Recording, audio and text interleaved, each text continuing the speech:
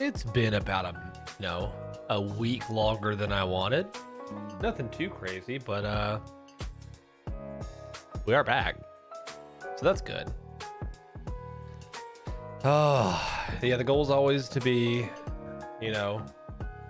1 month during the holiday season. It was. Then it wasn't because I had a surprise trip last week. It's fine. It happens. It happens. What's up, Absolute? How's it going? I'm ready. I'm ready to talk about some stuff. It's been fun. Gonna have some cool stuff this year too. So, you excited? Nice. For just like for Dead Space. I mean, like other things or Dead Space? Like Dead Space, right? Definitely Dead Space.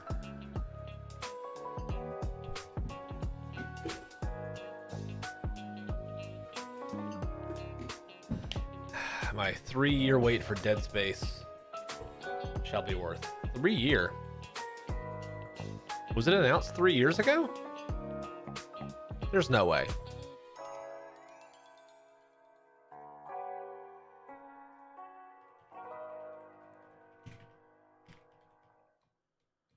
No way. It was for sure in 2021.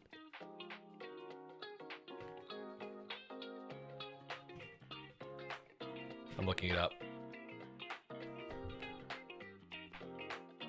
Voodoo. Yeah, it was in summer of 2021 for sure. Hundo P. So, what? A year and a half? It's only a year and a half. It's a year and a half. That's not a long wait. You Zoomers. You Zoomers and your inability to make paper maps and wait for games. It was 21. July of 21 to July of 22 is 1 year. And then 6 months from that would be January. Yeah. Metroid 1 is BS.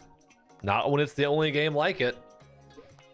Not when you're 11 years old.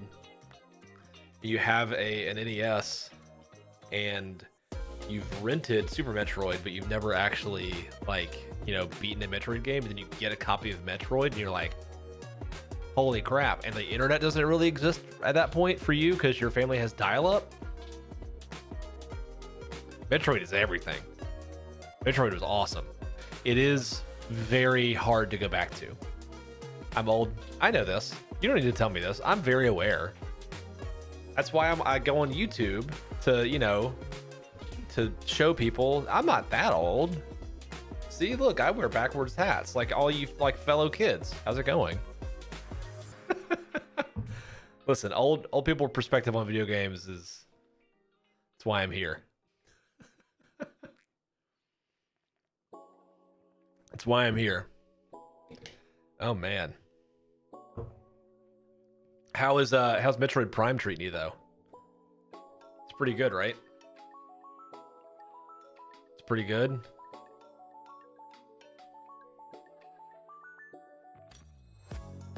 Yeah. Yeah. There was this weird period of time you mentioned how much Metroid the Prime trilogy cost, and I completely forgot that it had gone back up in price. There was a time when it was like really expensive, and then it went right back down. It was like really cheap for a little bit. That's when I picked up my copy back up, and then it spiked right back up again. It's crazy. The controls are so jank.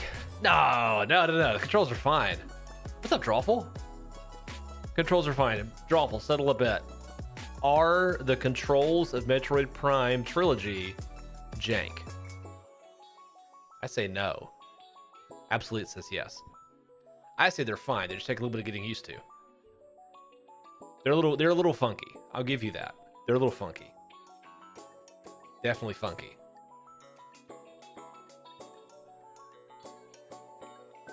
Never played it, but I hate the Wiimotes. Okay, so you're not an unbiased.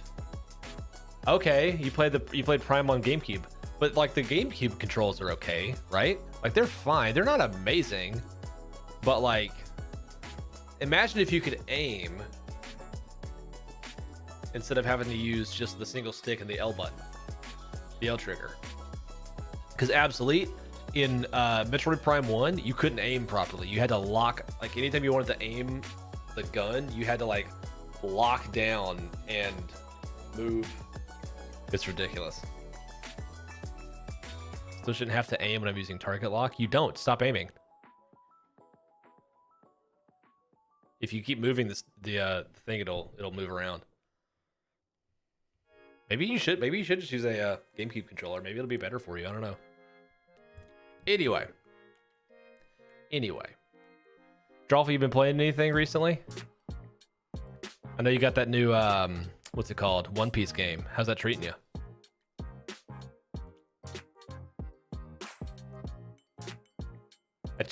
I can't just stop aiming. I have to move my arm.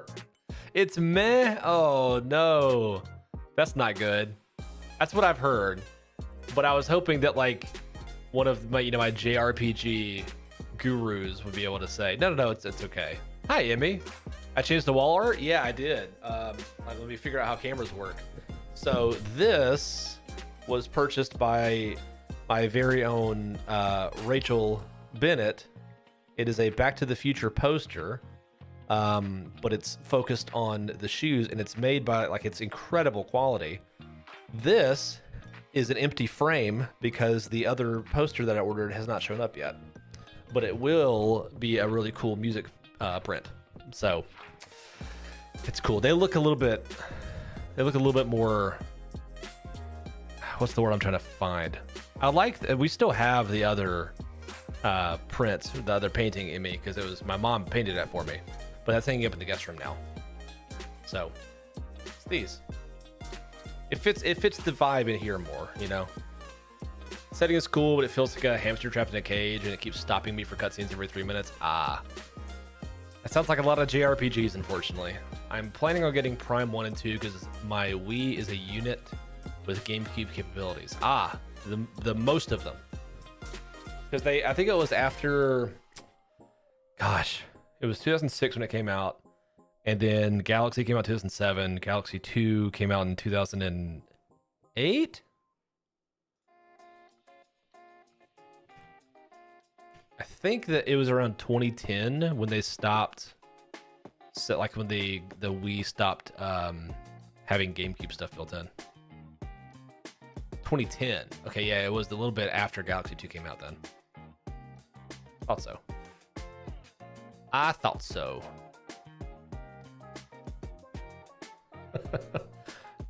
Hoping it would be more open. Sounds like a certain Psychonauts sequel. Yeah, kinda. Why did the Wii stop backwards compatibility? Yeah, they did.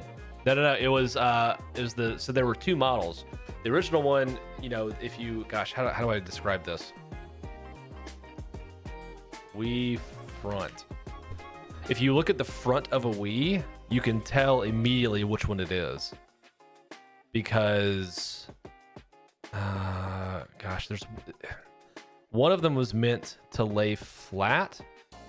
And the other one was like meant to be, like this. Okay, perfect. Not the link. Open the picture.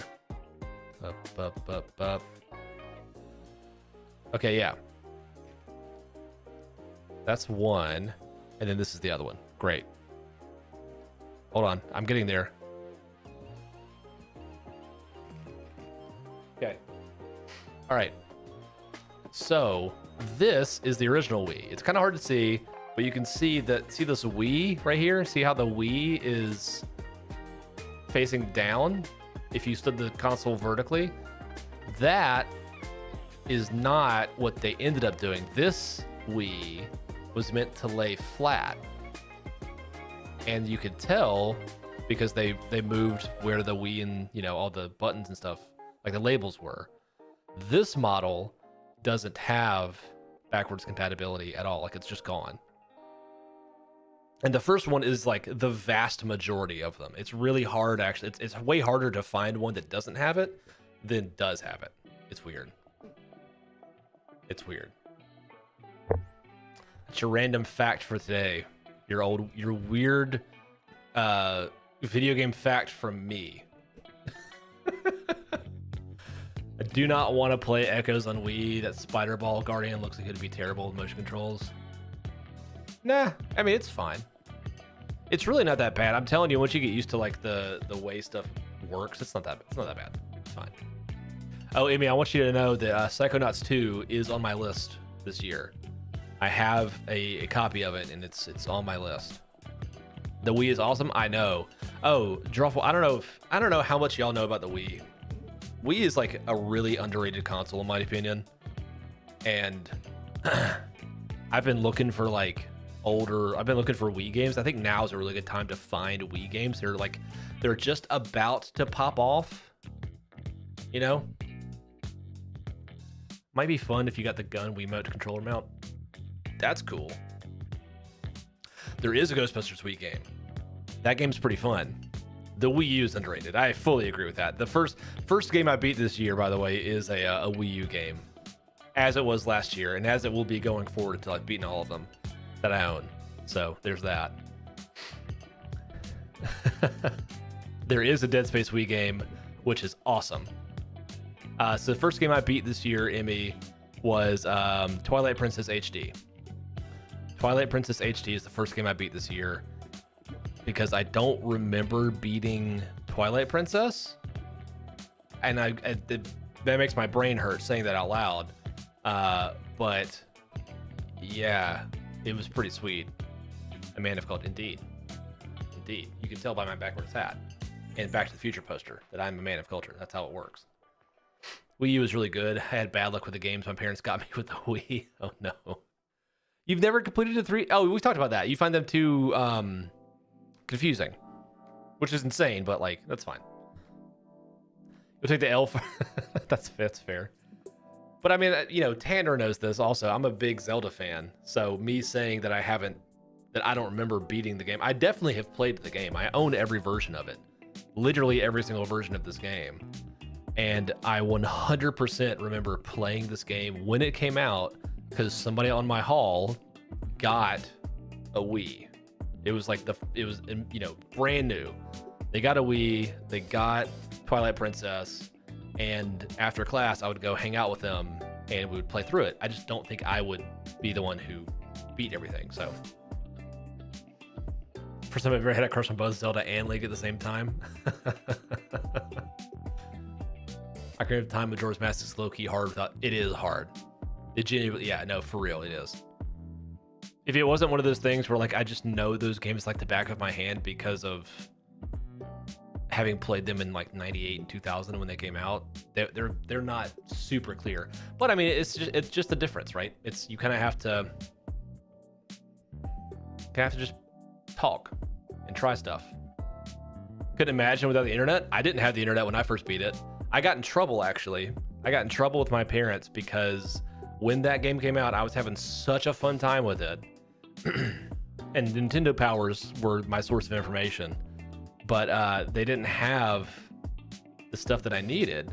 And so I was like, well, this is ridiculous. Let me go on the internet and see if I can find like a strategy guide. And I found the strategy guide. And so then my dumb child brain, because I was literally 10, my 10-year-old brain goes, oh, okay, cool. I'll just print this out. So I proceeded to print out basically the entirety of the Game Facts FAQ, ASCII art stuff for Ocarina of Time. It took like 104 pages. My dad was not okay with that because it kept going. He came home and it was still going. Have I told the story? I feel like I have. Could imagine, yeah. Playing Mario 64 and Bomberman 64. Pokemon Puzzle League is very good. The games really did hit different pre-internet. This is true. I like trying to like capture that experience again. The most recent time I can remember feeling that again was when I played Breath of the Wild the first time. I just like zoned out of like, I'm not gonna talk to anyone else about this except for like in person. And like, oh, so cool. I can say this, I've never been punished for doing anything on the internet. Okay. All right, that's good. I guess.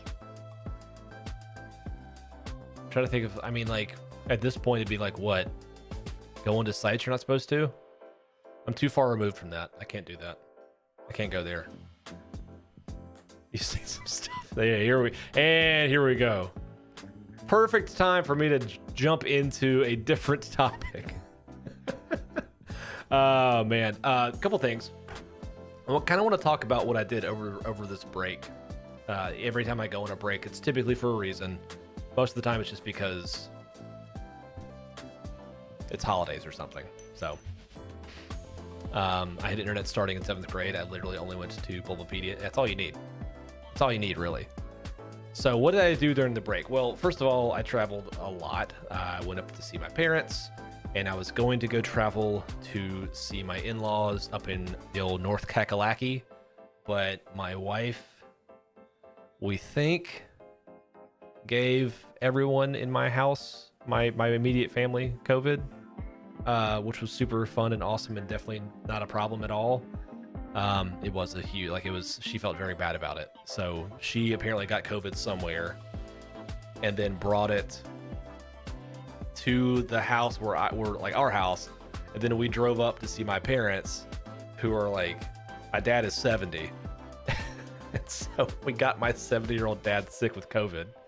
And then we were going to go see my in-laws, but they were like, nah, y'all have COVID. You shouldn't come. But then my father-in-law got COVID. And so it's just basically everyone got COVID. It was really, really crappy. So we were going to then stay a whole nother week. But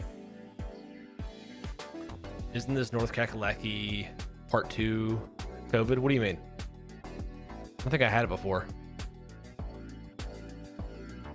No, I didn't get it from Jay. I almost got it from Jay. Jay got it.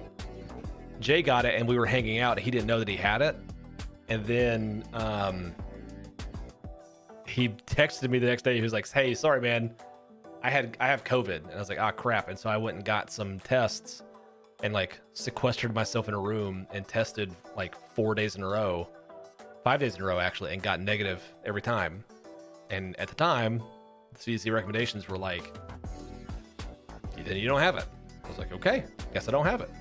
And I never felt anything anyway. So that's fun. GG's for working from home. Technically, I wasn't supposed to at that point. Technically, I was supposed to go into the office, but it is what it is. You know, I told him, I was like, I might have COVID. They're like, no problem. Stay home. Yeah, I was totally fine, Emmy. Totally fine. I was like, that's not a problem at all.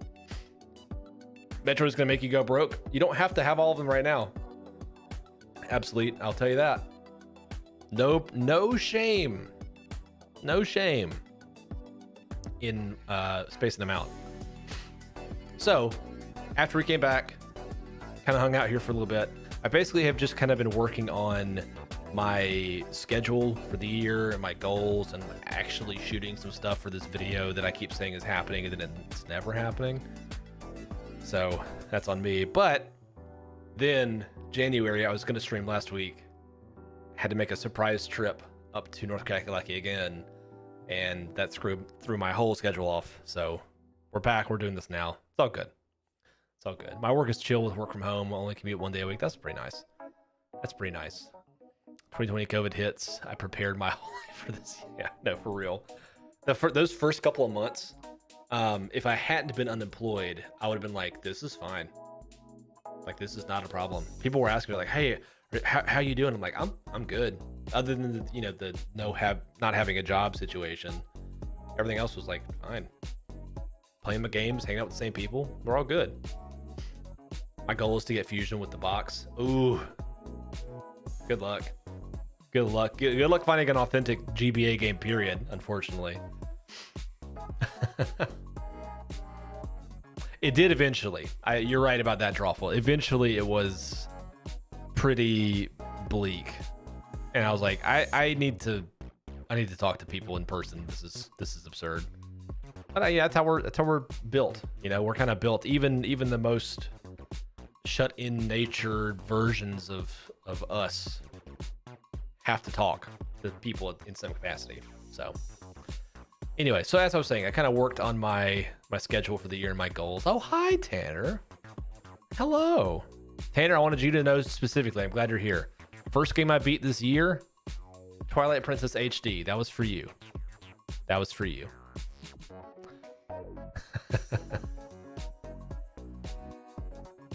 Physical copy with the box. I mean, I'll make you a box.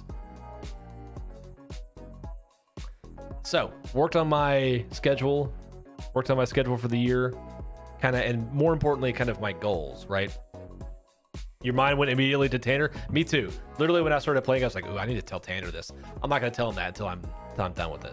So, I beat it, and I did it because I don't remember beating it, which is insane. So now I have a clear. It doesn't matter. Let's talk about some goals. Let's talk about some goals. All right. So listen. A couple things happening. You gets a cardboard box and writes Metroid Fusion on it. Only 100. That's literally where my mind went. Drawful. Literally where it went. Memory overwritten. So last year, my goal was to beat 50 games. 5-0. If y'all have not been around, which I know all of you have, but if you haven't seen yet, I got 50 by like October. I got 50 by October. So I was like, oh, okay. 50 was no problem. Let's go for 60. I got 60 by like the end of November. You played substantial games. I did. They were not like small, easy peasy. A couple of them were. Don't get it twisted. A couple of them were like super tiny games, like the Back to the Future games, right? Those were only like a couple hours each. But there were technically five separate games for each of the chapters. So that's 5 games right there. I count it. Yeah, Blue Dragon. Blue Dragon. Whew. Have seen your Prime Trilogy? I don't think I have seen that. Oh no, you posted it on Discord. Absolutely, you did. So, but I ended up after November, I had 60. I was like, okay, I'm gonna aim for 69. I aim for 69 games because funny. I got to 69 games while I had COVID. I got 69 games done while I had COVID. So I was like, all right, cool. Well, now I'm done. I'm not going to touch any more games until we get back home. I'm not going to play. Definitely not going to beat any more games. I'm just going to leave it as is and we'll be fine. Right? Well, not quite. Because you have the RPG Singular. I played more than one. I played Baldur's Gate. That counts. Anyway. We got home after having COVID, this house, and I was like, man, I just really want to play a game. So I was scrounging through and I found my copy of Cuphead for the Switch, which is a physical copy, right? It's pretty cool. One of the only physical versions of that game that exists, and it has the DLC on it. Cool. I'll play this. There's no way I'm going to beat this game before the end of the year. It's like December 20. What's the word? It's like it was like December 26th, right? Or 27th. I was like, there's no way. I beat that game in 2 sittings. I very rarely felt like I was an actual quintessential gamer until I played Cuphead and was like, wait a minute. Including the DLC. I beat the whole thing in like 2 sittings. Look, I don't say that I game, lightly. That's what I was like, okay, I felt pretty good about that one. I genuinely felt good about that. And I was like, okay, well, 70 it is then, I guess. Because I literally beat that game. I think I beat that game on December 30th. Or maybe December 31st. it was just right at the tail end. I was like, there we go. Only took you 4 months. It for whatever reason, it just hit. You know how like when you play a game and it just like hits? It hit. I was in. I don't know. It doesn't happen often, but sometimes like it was the same thing with like God of War. It just hit at that moment and I was like, okay, well, here we go. So thoughts on Cuphead? It's great. It's great. I have not and refused to play Cuphead. Haven't even touched Cuphead because it'll take 3 years off my last man. Yeah, yeah. I think that's accurate, Emmy. Like I really like the game, and for me it's a perfect 4 out of 5. It might be the best example of a 4 out of 5 of all time, because it's not something I'm going to recommend to everybody, but if it hits, it really hits. You know. Absolutely, more Metroidvania grinding may prove you. Honestly, I feel like Absolute would be really good at it. Absolute, I think, is a very, very good gamer. You know, my first Metroid Dread run almost made me break my Joy-Cons. Okay, never mind. Yeah, no. If Metroid Dread made you almost break your Joy-Con, then you should not play this game, because you will absolutely rage quit for sure. It is very hard. No, don't play on a Pro Controller. Well, no, I did do that. I did play on a Pro Controller. Yeah. Did you actually break your Joy-Cons because of Splatoon 3, Emmy? Was it just because you were gripping too hard? Similar weapons and movement in Cuphead? Yeah, kind of. Oh. From overuse. Gotcha. It drifts now? Oh, no. I'd use a Pro Controller. No way. That's a Joy-Con game. Yeah, no, that's fair. The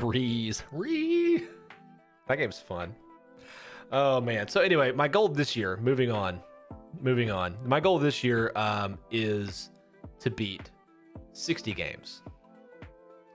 60 games, which we'll see if I can do that again. 50 I thought was pretty ambitious, honestly. But now we're on 60. The problem is that means I have to beat at least 5 games every month, and I've only beaten 1 so far this month, so I'm very behind already. But that's fine. That's fine. It's no big deal. We're fine. We'll make it happen. Your Pro Controller has a drift? Oh no. There's a yeah. I saw that too, Drawful. There's that HE stick. Yeah. Yeah. It's still cool though. You can replace the stick outright, and it's like. Is it the one that uses magnets? It's the same way that like the Dreamcast controller just uses like basic magnets for movement. It's pretty sweet. The reason that companies don't do that more often is because it's more expensive, but having an aftermarket option like that is a really good idea, in my opinion. So, along with me beating 70 games last year, my goal now being 60, my one thing I'm trying to do is I'm trying to track everything in Notion. So last year I tracked everything in Notion, just kind of kept up with, hey, here's all of the different games that I've played, the ones that I've beaten, a few that I've abandoned, just like, here you go. Or shelved. I say shelved, not abandoned. Abandoned has a weird connotation to it.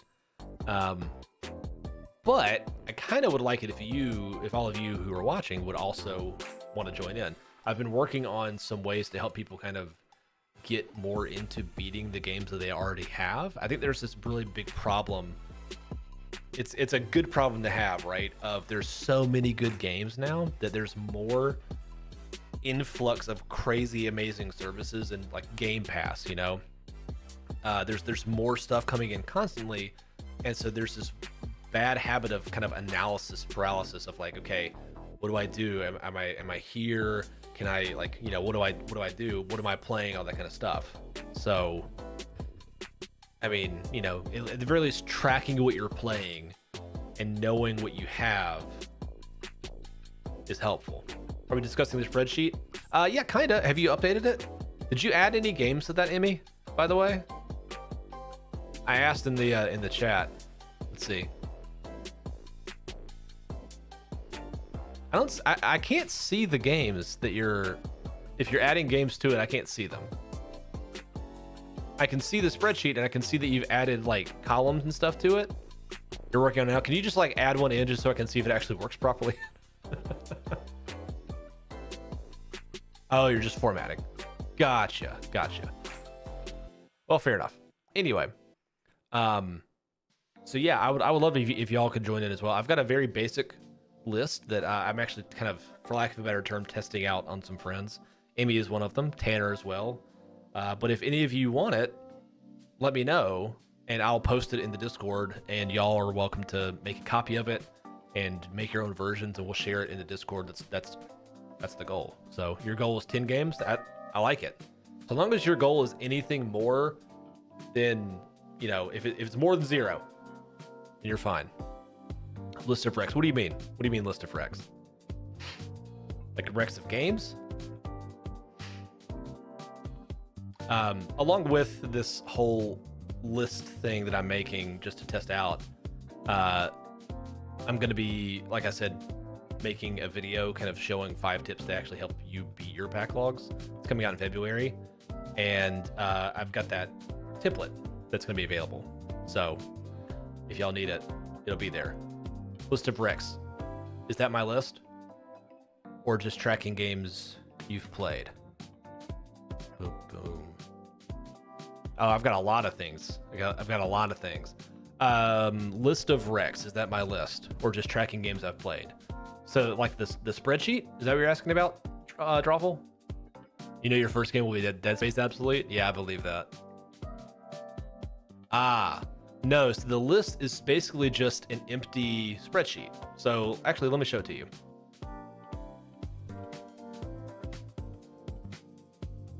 Let me show you.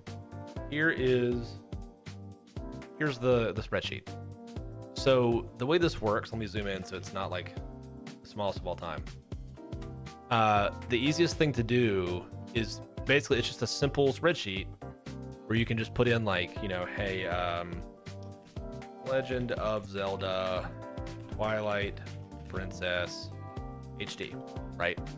So I beat that this year, so I can change that to a status of beaten. I didn't complete it, but you know, I did beat it. So there's other options. You can say, oh, this is what I'm currently playing. It's in progress. I've completed it like fully 100%, or shelved. Is it like I played it a little bit, I got kind of far, but I'm not sure I'm going to finish it, or I just hate it, you know. So that's really what that is, Drawful. Just to answer that question. Wrong button. There we go. Boop, boop. So, and I have that website where I assigned ratings. Oh, GG's okay. I actually am going to do another video, Emmy. I'm working on one where I'm going to go through and kind of like give some recommendations of places where you can, you know, track your collection and your ratings and what you've beaten this year. And GG's on the list for sure. It's fine for that. I don't really personally use it very much anymore. I'm mostly using Notion, which is my own custom thing, if that makes sense.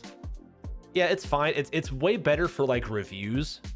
Like if you're just trying to read other people's like quippy reviews about games, it's fantastic for that. For tracking an entire collection, it's just kind of okay, which is fine.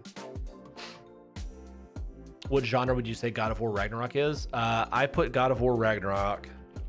I can tell you exactly what I put it as. My guess would be an action adventure game, or an adventure action, something like that. It's an adventure game for sure, and there's some action involved. It's kind of like Zelda, you know? So I think it's in that same list. Let me check. I've got all the stuff listed out. We're fine. And I beat it last year, so, you know. God of War Ragnarok is an action adventure game. That's what I put it as. Where does RPG come into play? So having RPG elements, I don't think changes the genre necessarily. You can if you want. I mean, you know, the whole point of this thing is not to get too specific about anything, but I'll put it this way. Watch Dogs, which is, you know, basically Assassin's Creed, but guns and hacking, also has a skill tree. And I would never in a million years consider that an RPG. So RPG elements are something that like a lot of games have now. I don't consider that part of the genre unless it like fundamentally changes the way that the game is played. You know what I mean? Like Persona, I don't think anyone would ever say, "Oh, that's an action game because you hit people with swords and guns and stuff." No, no, no. Because of the turn-based nature, because of all this other stuff, you know, there's certain kind of large-scale tropes. That's what's kind of driving the genre. Same thing with Ragnarok, right? You know, Ragnarok's whole kind of general gameplay trope is you walk into an area, you hit people with a stick. It's being reductive. You hit people with a stick, and then, you know, you have to move with the enemies. You can't just wait for your turn. Anyway, do Destiny DLCs count? You can make it whatever you want, Drawful. If you want to keep, or not Drawful, Absolute. If you want to keep Destiny DLCs, if you want to list them as separate things that you've beaten, sure. For me, my personal rule is not for games that I'm currently playing, because, you know, also to Absolute's point, there's a lot of games that are kind of endless, right? If Dylan was here, Dylan plays Destiny 2 more than almost everything. But Destiny 2 shouldn't not be on his list because he's playing it all the time. So just put it as like, it's Destiny 2, I play it a lot, it's in progress constantly. And then until you shelve it and move on to something else completely, just keep it open. Who cares? You know? Even Ragnarok has some RPG elements. Yeah, that's what we were talking about. Yeah, exactly. Made my spreadsheets tracking my enjoyment. Literally, my wife, one of her favorite things to do is she's an avid reader, and so she captures all these stats and makes this like really cool breakdown at the end of the year of all the like what books she has read. So some of her categories that I find really interesting are, she's like, okay, like, you know, what gender was the author, what was their ethnicity, where was the book like originally published, what year was it published, like how close is it to the current year, was it released in this year, or is it released within the past 5 years or the past 10 or even earlier. So she's able to break down, oh, I focused mostly on reading books from female authors for, you know, from the past 10 years or something like that. She's like, that's the one thing I focused on most this year. Really cool stuff, right? Just saying. Cool things. So like I said, I'll work on this Google Sheets template and post it. And if y'all have questions, and again, you can customize it. Emmy has customized hers out like it's completely different than the very basic one that I posted initially. But you know, that's what she wanted to do. So it's fine. You do whatever you want. No problem. The one thing that I want everyone to realize is that this whole thing is about fun. And the second it becomes like a chore, I think you missed the point, right? If you have, like Amy is saying, I've made my spreadsheet tracking my enjoyment. If you like doing that, cool. If you don't, like, don't worry about it. Just like put it in. Having fun with the drop downs, I figured you'd like those. I like that kind of stuff. That's that level of like interactivity that, I love it. All right, let's move on. Other goal that I have this year is to release at least one YouTube video per month. Now, the problem with that is I've already completely missed January. And I can tell you right now, the video I'm working on is not coming out before the end of January. So I'm gonna have to double up at least once. But since all of y'all are subscribed and hanging out here, and I appreciate it, be on the lookout for more actual videos. I know I did that one short. Had a lot of fun with that. Have some other ideas for shorts going forward. But the goal is to just do one thing, right? Do the one thing and do it well. So the one thing I want to do more than anything else for my content stuff right now is I want to make videos for this channel. High quality, informative, fun videos. So that's what's coming. Be on the lookout for that. The first one I mentioned is 5 tips to help you get through your backlog this year. It'll be cool. It's gonna be fun. It should be, you know, helpful, I think. I see there's a lot of appetite for that kind of a content right now, which is cool. I like that. I think that I can speak to that with some level of clout. You know, I think I've got the receipts to back up. No, I know what I'm talking about. So probably going to base them on how fun the game was. That's fine. Yeah, absolutely. And I think that's the way it will be for most people. Absolutely, honestly, is, you know, especially for rating systems. If you're thinking about it, mine is very unique. I fully understand that because I'm trying to base it off of, can I recommend this game to most people? That's a really, really, really niche and almost kind of weird way of establishing a rating system. But I think for me, it's the best way I have to explain these games to people, right? Because if someone's like, hey, should I play Breath of the Wild? My answer is, well, yeah. Almost every time you should probably, like, it may not be exactly your cup of tea, but you should try it. You should just try it, you know? I had a blast with it. I think it does a lot of stuff really well. All that kind of fun stuff. Hey, should I play Cuphead? It's really good. It's really pretty. It's got great music. But it's going to make you rip your hair out. So, no, you shouldn't play it. That's okay. 4 out of 5 for me. 4 out of 5. Makes sense?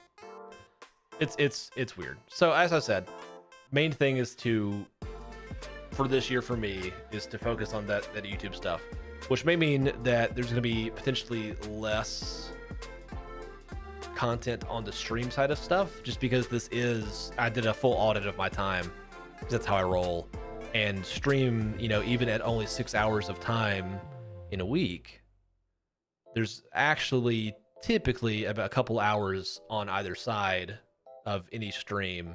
Not every stream, but I would say maybe another 2 hours a week of just like prepping stuff, making sure I'm like in the mental space for that and whatever. So if I can make it happen on Mondays and Wednesdays the same way, for sure, then we're fine. Definitely Wednesdays, 100% Wednesdays, every Wednesday at 7 for sure I'll be here. Every Wednesday at 7 for sure I'll be here. Most Mondays I'll be here as well. But not all of them. Not all of them, because I'm going to be working on that YouTube content and that level of stuff instead of necessarily this. I'll still be here, still be playing stuff, just maybe not as every single Monday. Makes sense? What if you tailor your streams to your goals, though? Like the immediate VODs, game completion accountability? Yeah, that's the goal. No, 100%. That is the goal. The goal is the same as it always has been, is to, you know, beat games in my backlog. And one of the reasons I think I was able to do that last year, way more than I thought I was ever going to, was because I was able to kind of push through some less than stellar games. Cough, cough, Blue Dragon, cough, cough. Because y'all were around and, you know, helped me actually play through it. You know, it was way more fun to play Blue Dragon with friends than it would have been to play by myself. So, you know, I get that. I also streamed twice a week, and sometimes you need to reclaim a day. Exactly. That's most of what I'm saying, is kind of just preparing all of y'all for, you know, hey, I've been really consistent for 2 years in a row now, from 3 years, 2020, 2021, and 2022. Solid 5 out of 7. Perfect score.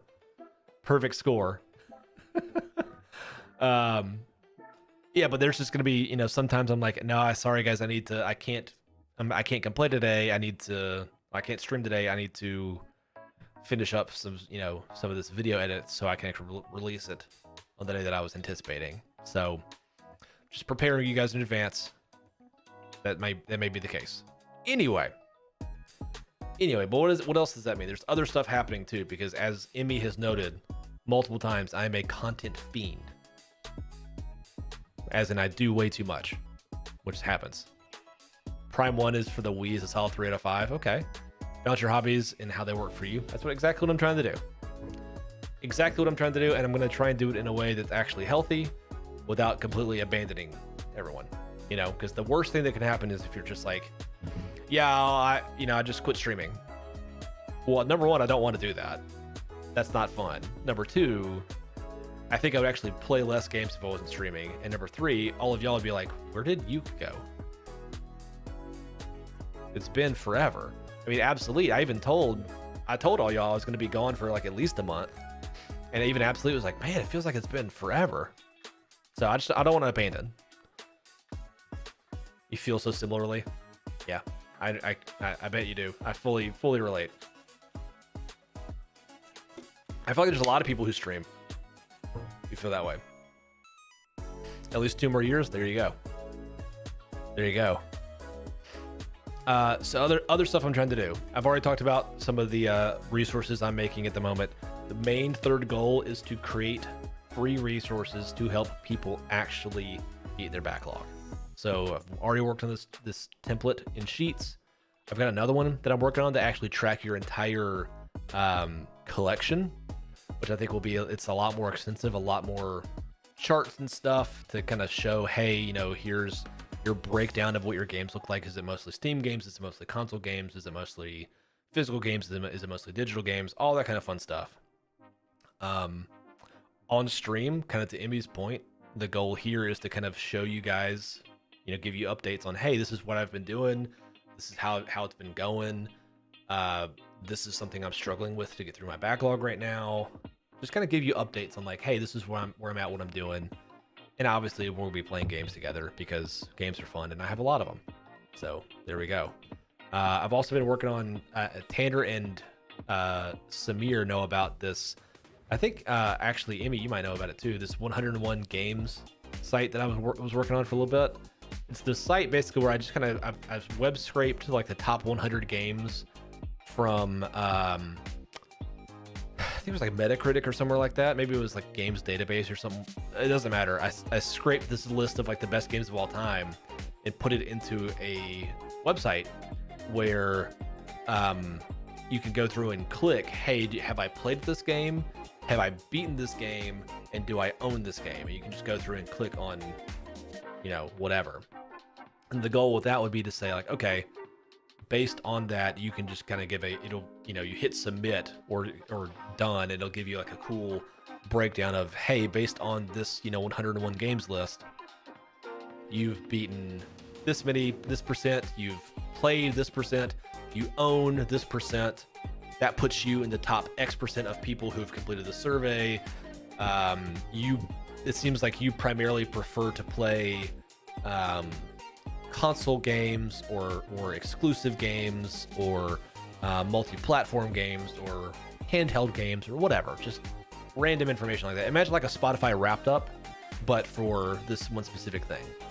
So that's something else I'm working on. Then there's more things. I've got some other sites and templates, and again, the goal is stuff to help you actually beat your backlog. Because the one thing that drives me crazy, not drives me crazy, but like I sympathize with, is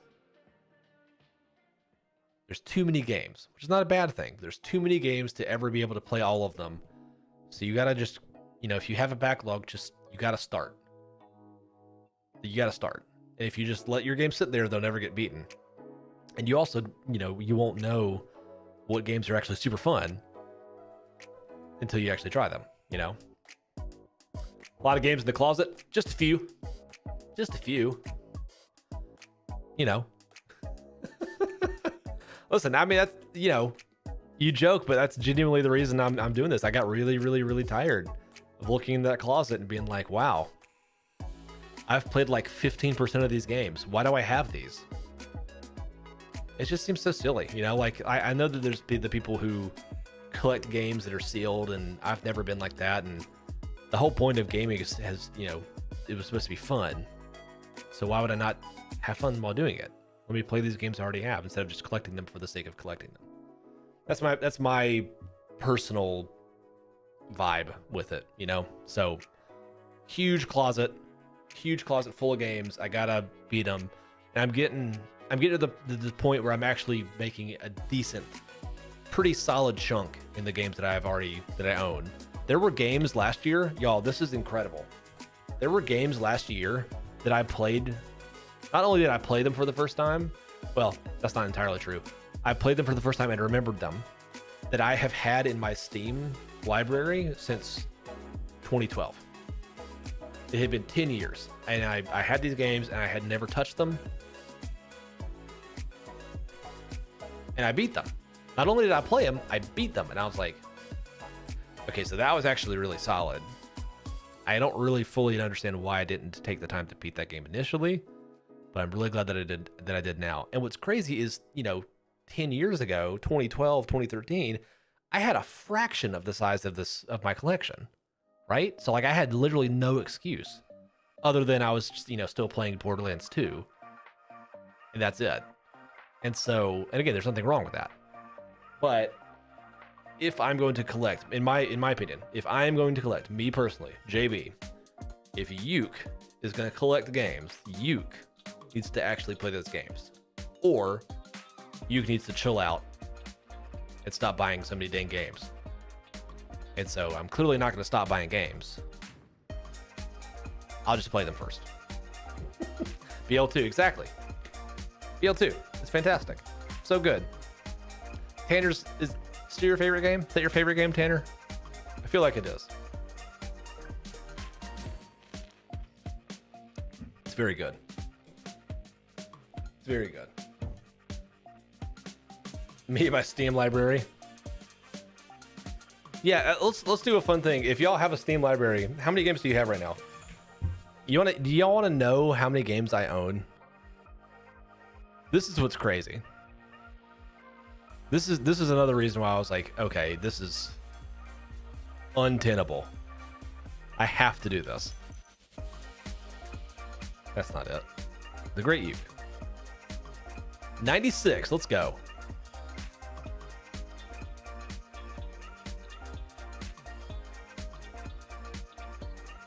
Show my spreadsheet if I want to look. Ooh, I do want to look.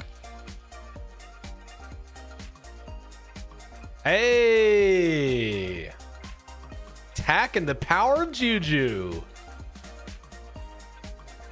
Nice. Game length. Oh, Emmy went hard. Emmy went really hard on the columns. I like it. Let me show you what I'm talking about. Emmy, do you mind if I show this to everyone? Do you mind?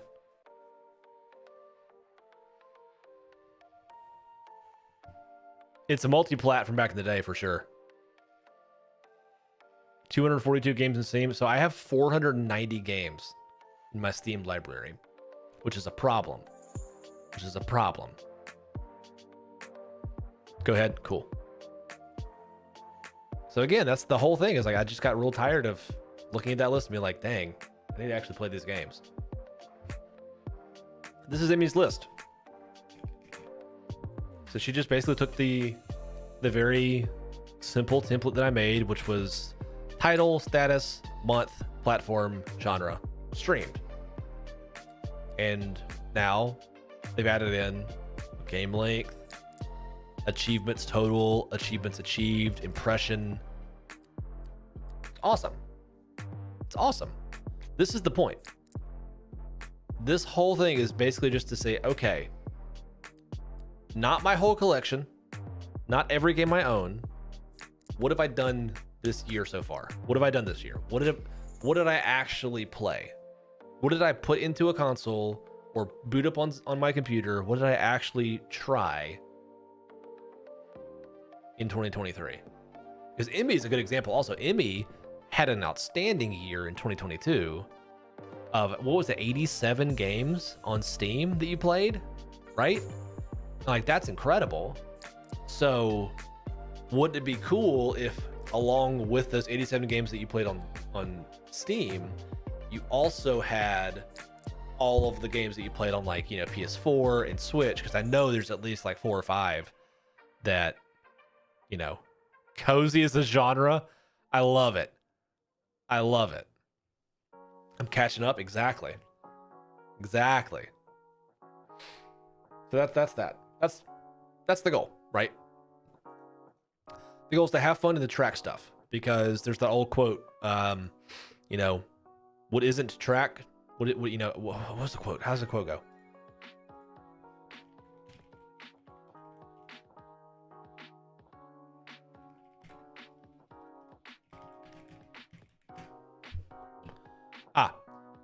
You can't improve if you don't measure. You can't improve if you don't measure. We improve our ability to beat our games by tracking how many games we've actually played. It's gonna be fun. It's gonna be fun. Guardians Crusade and Spyro Ripto's Rage for my cozy games. Nice. Damn Kid Museum. Forgive me, I had to figure out what to do after getting the boost ball in Prime 1. Don't worry about it. Don't worry about it. Okay, so I also want to take some time in this stream. Let's talk about some of the games that are actually coming out this year. This is something a segment kind of thing I've been wanting to do for a little bit, just basically called TLDR, where I kind of sum up really what has happened in January or in the previous month, and kind of also look forward to what's coming up in the next month.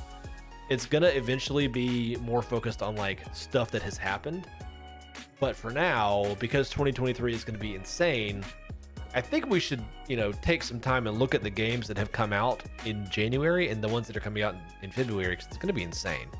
2023 is about to blow the socks off of everything. It's going to be an absolute crazy amount of really good games coming out this year. It's going to be nuts. It's going to be nuts. Tales of Symphonia Remaster, it's finally my chance. You know, I own that game on GameCube, and I've had it since 2005. My buddy who lives in Japan gave it to me, and I've beaten that game. Like, I've played it. Come on now. Who are you talking to? Come on. Come on. We've already... The first one, by the way, Drawful, the first game I have on this January release calendar is One Piece Odyssey. Put that on there specifically for you, and for Emmy, and for Holden. So I haven't played the remastered. That's accurate. That's true, Drawful. That's true. I haven't. I'm going to talk about that in a second. Hold on. I'm going to talk about it in a second. We'll get there. We'll get there. Don't freak out.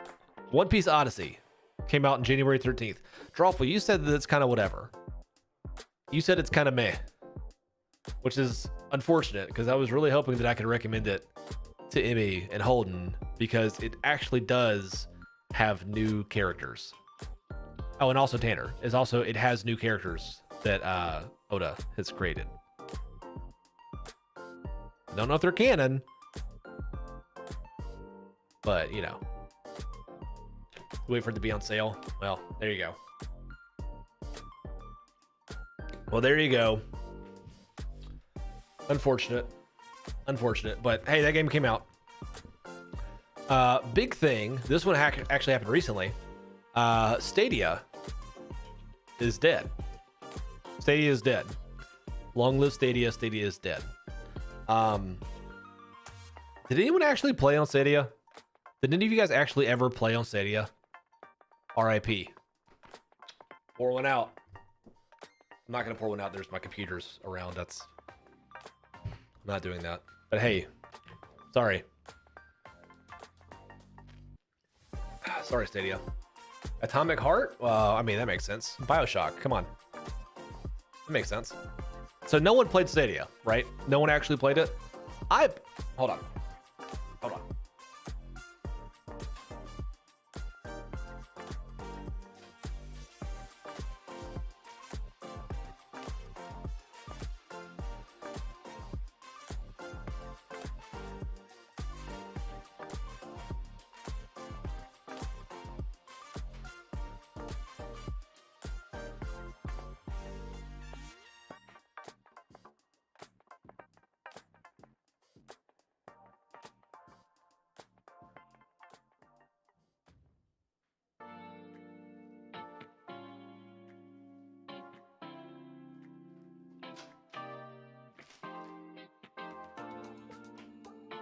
I played it. I played a Stadia. I own a Stadia controller.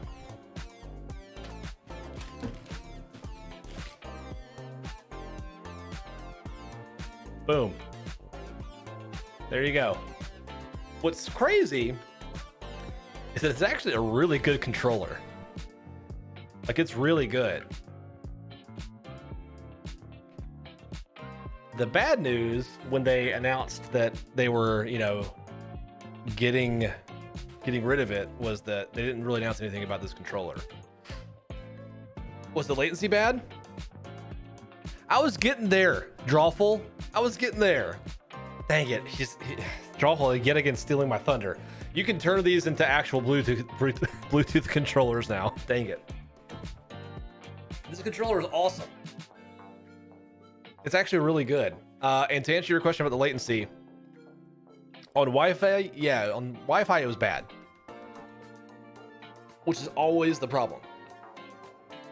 Always, always, always the problem is that most people don't understand that Wi-Fi, yeah, is super fast, but the problem with Wi-Fi is that it's inconsistent. The speed is not the issue. It's the spikes of signal. So having that kind of latency involved is not good. You need stable, not even really fast, just stable internet in order to be able to do any kind of cloud streaming, right? And so the times that I actually took the Chromecast Ultra that I have in the other room and plugged it into Ethernet, I mean, it was as if I was playing a console in the same room. It was unbelievably fast. But, you know, rips to Stadia. Big rips. Really good controller. Y'all did a great job on the controller. You should probably just like, what they should do is just like resell these as like Bluetooth controllers. They might make some of that money back. But the whole thing about like, you know, you could play for free up to like 1080p, but you had to pay a subscription service fee to stream at anything over 1080p, including 60 FPS, which that was insane. And then it wasn't like a game. If it was Game Pass, fine. If it was like a Game Pass thing where you paid $15 and you could stream however many games you wanted, cool. No, you paid $15 to get into the store where you then had to buy the games. Like, no, that's crazy talk. And I know that they definitely had to they for sure went through and like looked at, okay, this is the cost breakdown, blah, blah, blah, blah, blah. But still, if they preempted Game Pass, they would still be around. But they never did. Launched in 2019. They for sure said it wasn't going anywhere.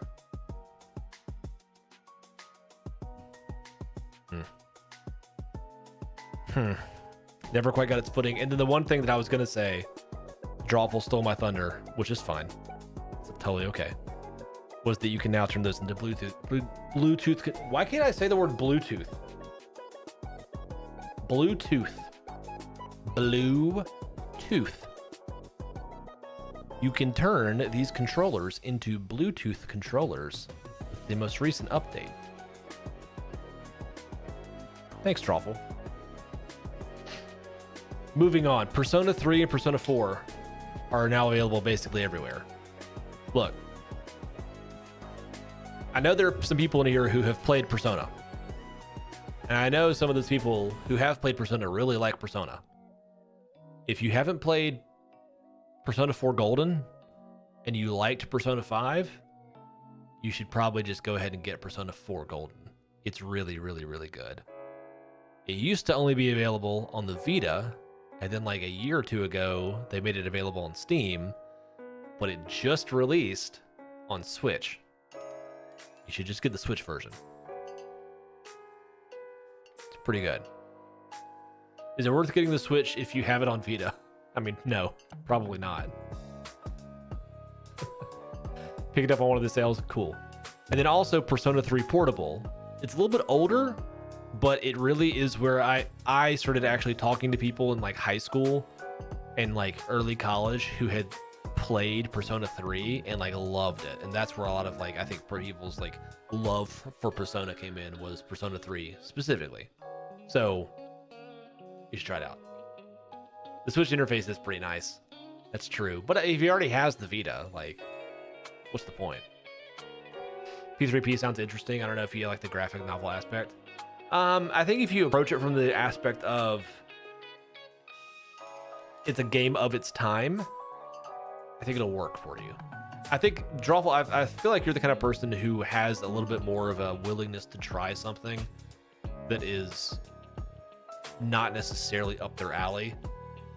I think you might resonate with it. I enjoyed it. The little bit that I played, I haven't beaten it. The little bit that I've played of P3P on my legally obtained version on my legally modded PSP. Yeah, it's pretty good. So there's that. Literally, I wrote in these notes, come on, it's Persona. If you like P5, you should play these games. Oh man. Something I'm not gonna get anytime soon is Fire Emblem Engage. 100% legally obtained with my 100% not homebrewed Vita. Absolutely. Yeah, no, definitely not. Definitely. I'm not gonna probably be getting Fire Emblem Engage. Does anyone here have a huge desire to get Fire Emblem Engage? It just came out. I'm not sold. I'm not sold right now. Mostly because from what I'm seeing, it looks good. People are saying like, yeah, it's good. It's Fire Emblem. If you like Fire Emblem, you'll like this game. It's a kind of a tribute to the series overall. Absolutely not. Well, I didn't think you would, Emmy. No, I didn't think that. Yeah, you picked up Three Houses. There you go. Yeah, if you hadn't played Three Houses yet, I would say play that first. Not big on strategy. Now, if we're talking Picross, if it's Picross strategy, different situation. I get your point though. It's one of those things where I think Engage is going to be really great if you love Fire Emblem, but like if you're not into Fire Emblem, there's no reason to pick it up. It's kind of the same way it was with some of the later games in the 3DS. Like Fire Emblem Awakening is one of those games where I would just tell people, no, just play it. It's really good. Like it's really good. Or Three Houses. You know, I could say like, well, no, Three Houses is pretty dope. Like you should probably just, if you have any desire to try it, try out Three Houses. Engage looks kind of like, I mean, it looks good, but like it looks better if you love Fire Emblem. And I don't know many people who are like super duper like that into Fire Emblem. Anyway, Forspoken though. Forspoken came out, and speaking of confusing messes, that game got delayed so much that I honestly didn't think it was ever going to come out. And then they started showing off, Square Enix started showing off those demos, like the gameplay demos last year. And the one thing I could immediately tell, this game is going to be a lot of flash, and there's going to be a lot of empty area on the map to not do anything, which based on the reviews that I've seen is exactly what it is. It's the word that I saw a lot was bland, which is very sad. So anyway, I don't know if anyone's, hey, look, if you bought a PS5, if you're able to find one, it is a PS5 exclusive technically. So there's not very many of those, almost 3 years in. So cool. Good. Yeah, anyway. And then Obsoletes. The voice acting direction was a little meh. I heard that too. Yeah, the word that I heard somebody at IGN, this is saying something. I heard somebody at IGN say that the voice acting was cringe. Now, if somebody at IGN says something is cringe, it's like the most cringy thing that has ever existed. It has to be like the cringiest thing that's ever existed. So, yeah, I don't have a lot of hope for that one, but it is on PC. So maybe if it's ever like under $5, I'll pick it up and be like, yeah, it sure is bland. Who knows? And then, of course, probably the biggest game other than Fire Emblem that is coming out this month comes out on Friday, and is the Dead Space remake. Dead Space remake comes out on Friday, and if y'all didn't know, Absolute is pumped. Absolutely thrilled, and I really hope it's good. I really hope it's good because based on what people said about the Callisto Protocol, which I know is different, I understand, but it's close enough to warrant people going, okay.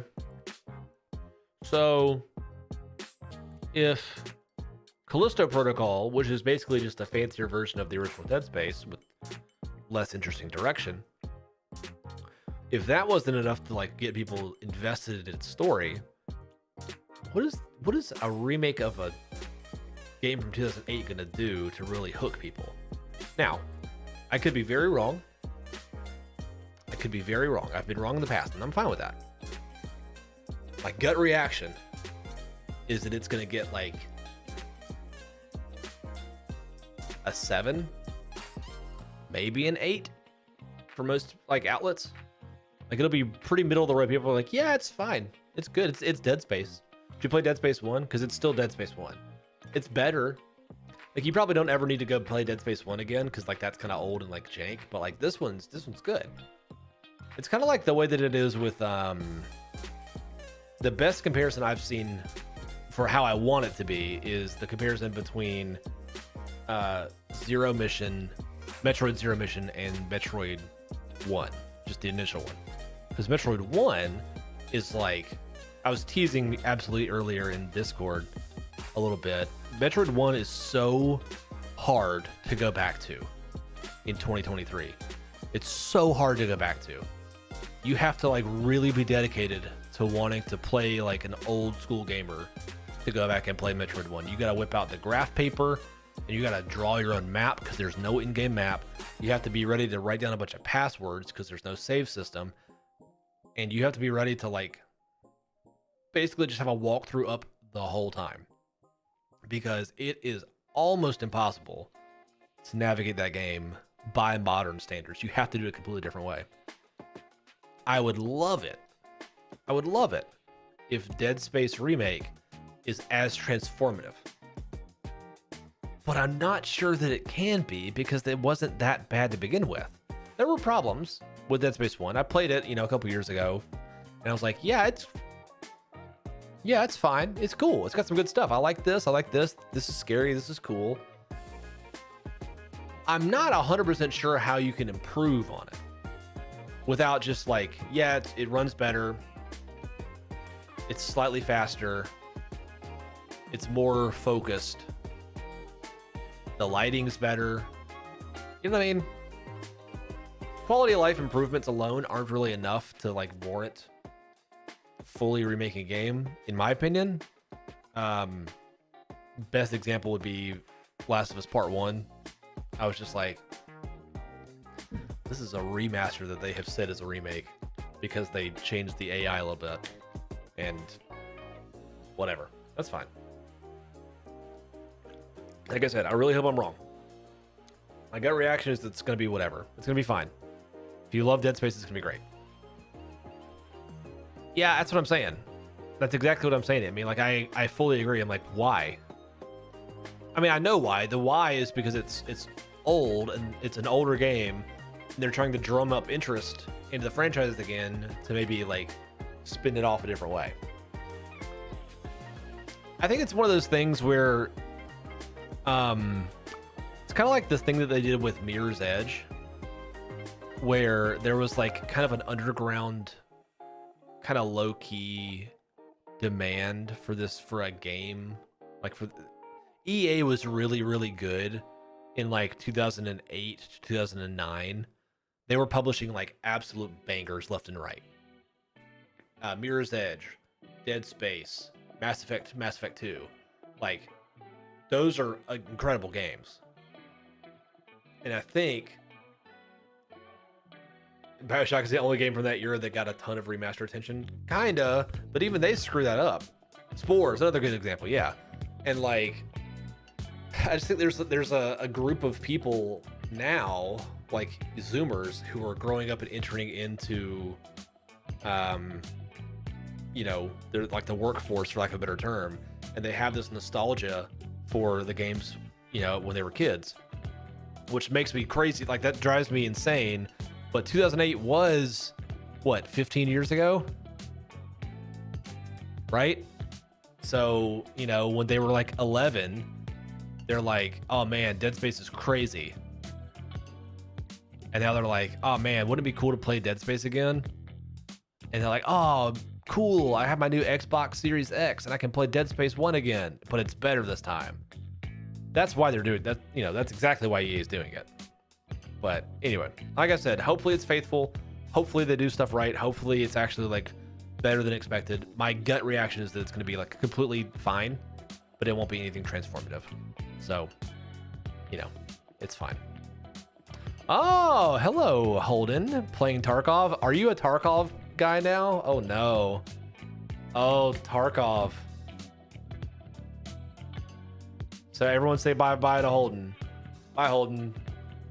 Holden is now sucked into Tarkov. No, I know it's fun. It just takes up so much time. It's so good, so addicting. It's amazing. Ah, Hogwarts.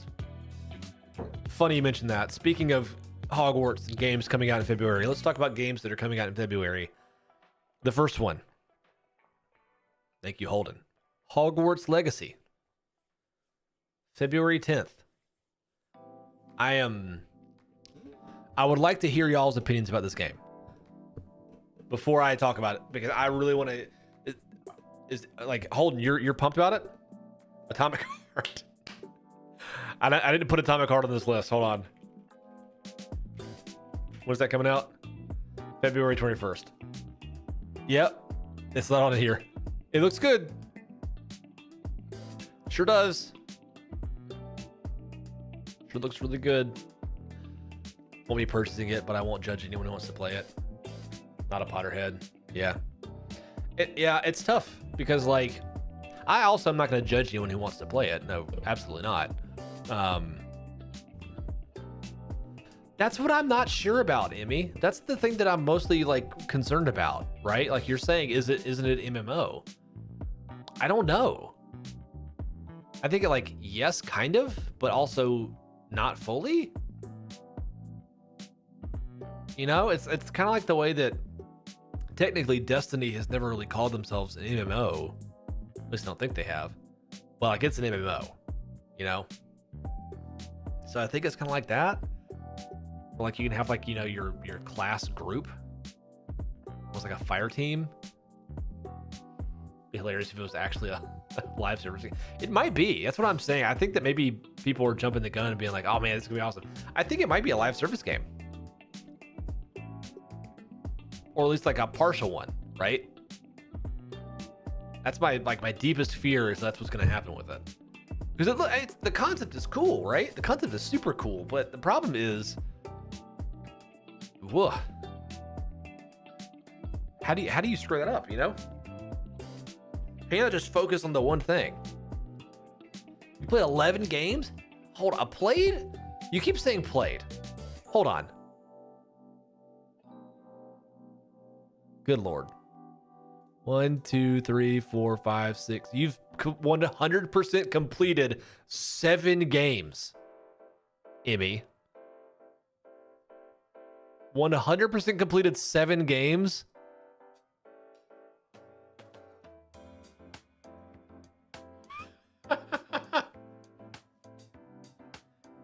Those of you who don't know what I'm talking about. Boom. Hundo P. Wow. I am impressed and jealous at the same time. That is insane. Overwatch 2 is ongoing. Nice, okay.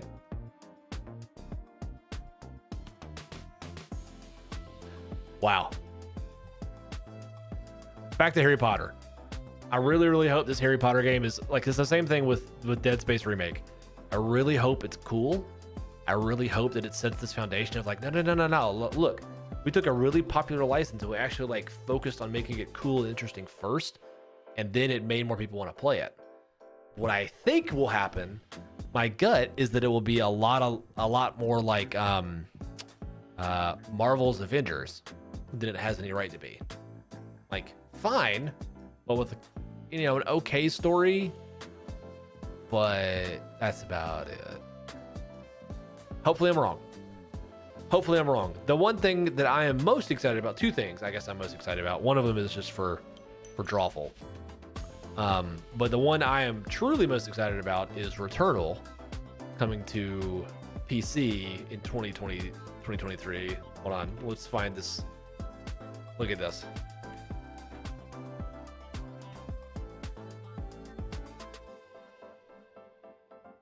Boop, boop. No commentary. Look at this game. Look at this game. Look at this game, Returnal. It is so stinking cool, Returnal. So this game has got like weird eldritch horror stuff, but it's like a Metroidvania, but it's also a what's it called? It's also a roguelike. It's so cool. And it was a PS5 exclusive, but House Marquee is smart and we're like, nah, let's get all of our money. And so they're releasing this game for people like me. It is also 3D, yeah. No, it's a 3D. I want to try and find where there's a fight, because the fights are awesome. Here we go. So it's like a bullet hell. It's like a bullet hell roguelike Metroidvania with like weird alien like H.R. Giger art. Like, are you kidding me? You kidding me?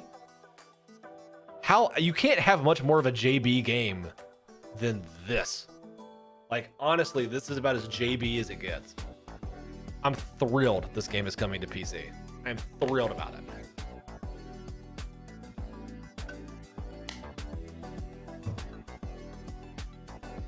Oh, I watched so much of this game, and I'm just like, I really need to play it. It gave me like Control vibes too, and you know I love Control.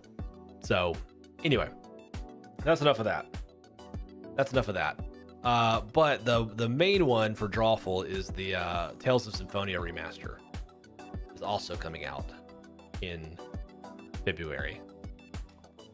So, as I have in my notes here, what's up, all my JRPG homies? Maybe I'll play this game again. I'll think about you all when I don't play the game, though.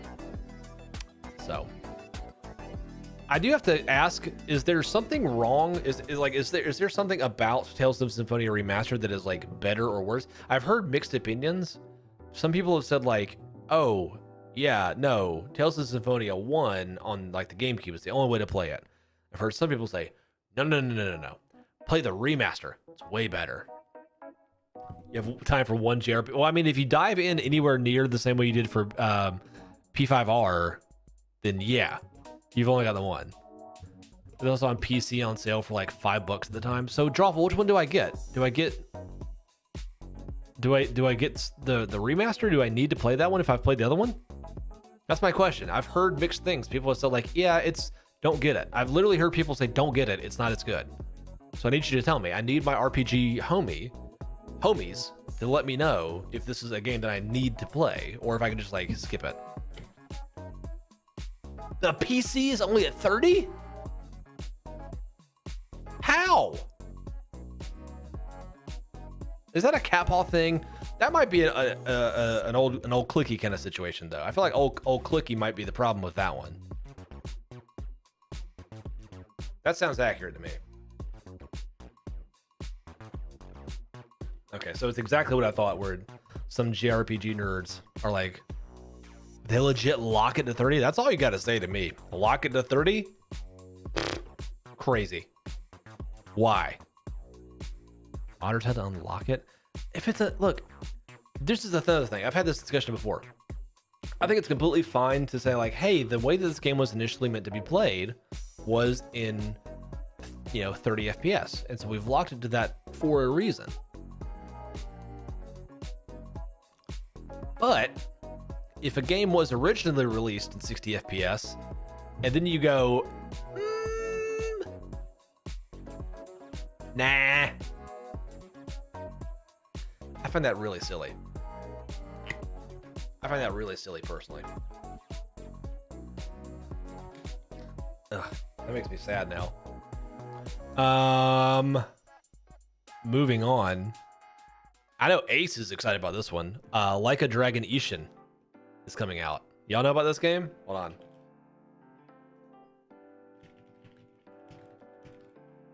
This game is coming out soon.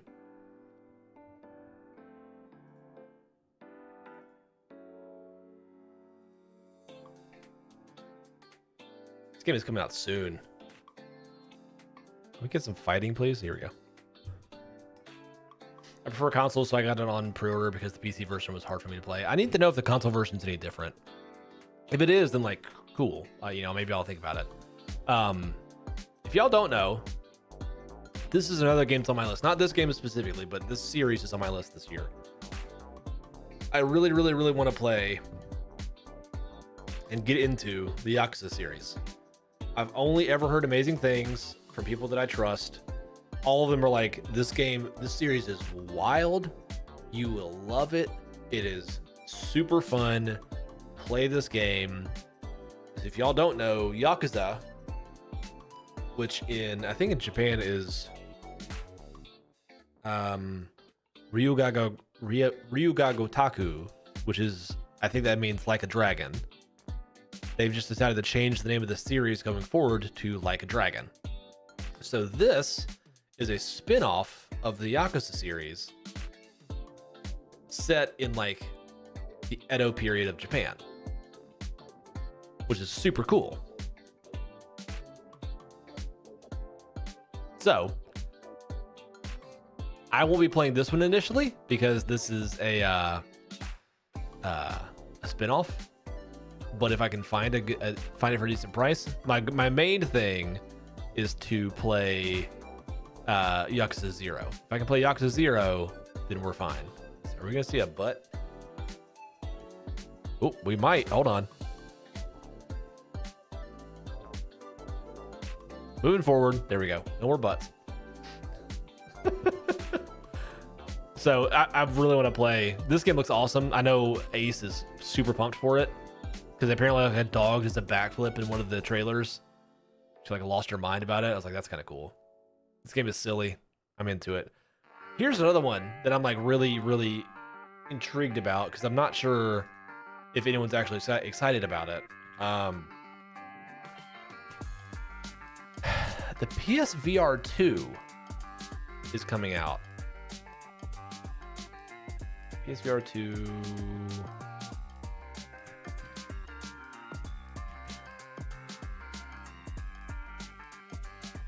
Yeah, so the PSVR 2 is coming out.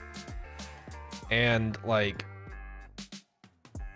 still not sold on VR yet. See, the thing I always thought about it was that like I think the PSVR, the original one, was actually probably the best consumer grade thing you could get for a long time. I think that the Quest 2 has actually like overtaken it. I think that the Quest 2 was a really good deal for a lot of people. I was this close to buying one. And I'm still like this close to buying a Quest 2 just because, you know, playing RE4 in VR is like a dream. But the thing about the PSVR 2 that is really confusing to me is that PSVR games don't work on it. It's not backwards compatible at all. So you may have, what's the version? RE7 VR, but you can't play it on this. So why? I just feel like if we're this early into VR, which we still really are, we need to like, I don't get this move. I'm kind of lost by this move. But they're just showing this off. Yeah, we get it. We get it. RE Village is good. We know that. I think VR is really cool. I'm not sure that PSVR 2 is going to sell as well as PSVR did, because PSVR, the original one, also came out like, I think it was 4 or 5 years into the console life or something like that. Is it 4 years? When did it come out? You know what? We could look it up. When did PSVR release? 2016. So no, it was 3 years. Okay. So it was 3 years. Because the PS4 launched in 2013. Yeah. Okay. I don't know. I'm not sold. I think that VR is cool. I think that VR is like for sure one of the things of the future. I'm not sure if this specifically is going to be it though. Unfortunately. Again, splitting your player base. Like, hey, here's, you know, all those games that you bought for PSVR. Tough. Yeah, I know it's only been like what, 6 years, but I mean, you know, it's a console upgrade cycle. I don't know. It's weird. It's weird. Some other games, simple games, easy games, baby games. Octopath Traveler 2 comes out. That's not for me. If they did the original Final Fantasies or like Chrono Trigger in that like HD 2D art style, I'm in. That Live Alive game, Live Alive looks awesome. Or Live Alive, however you say it. Live Alive. That game looks awesome. I could not care less about Octopath Traveler. Not into it. And then, hey, Destiny fans, Destiny 2 Lightfall apparently happens in February. So, and then make sure that Dylan and I have all of our content actually sorted before that happens, because, you know, I'm sure he will not be available. It'll be fine. There's a humongous point-and-click console port coming out in May for Switch by Limited Run. Oh, with like Freddy Fish and Putt-Putt game or Putt-Putt and stuff like that. Yeah, those are actually really cool. I like those. You know what's funny? Not funny. Interesting. I have recently purchased myself an iPad. So I now have an iPad Pro with pencil. I got it a week ago. And I got it for a couple reasons. Speaking of the humongous point and click collection, by the way, Drawful, I got it specifically so like what I find myself doing a lot is wanting to like take notes and just like have that stay with me. So what I've been doing is I've been taking notes just on my phone, but I oftentimes have like desire to like just quickly sketch something, but I don't always have like a pen and paper with me. So what I'm using this for is like I've got some ideas for like stuff that I'm going to be changing around in my room, this office. And so what I've been doing is I've been like taking pictures of all the walls and stuff, and then like marking up what the changes are. And this one actually has the LiDAR in it. And so what I've also been doing is like I can go through and like scan in all of the room and the furniture and have like a digital representation of the furniture and the room. And I can move stuff around just for the sake of like trying it without actually having to move all my furniture. For my purposes, it's super cool. What I've also found, however, is that it's fantastic for gaming. This thing is actually maybe one of the best like gaming systems that I've purchased in like a really long time. There's so many good games on this thing. It's insane. It's insane. Just went all the way to Talon Overworld and came all the way back to Phendrana Drifts just to get Space Jump. Yep, that's how it goes. That's how it goes. There are so many point and click adventure games on this. Emmy, Cube Escape on this is amazing. Cube Escape on an iPad is awesome. There's this game that came out on the DS called Ghost Trick. Ghost Trick on this is amazing. Cat Paw's here.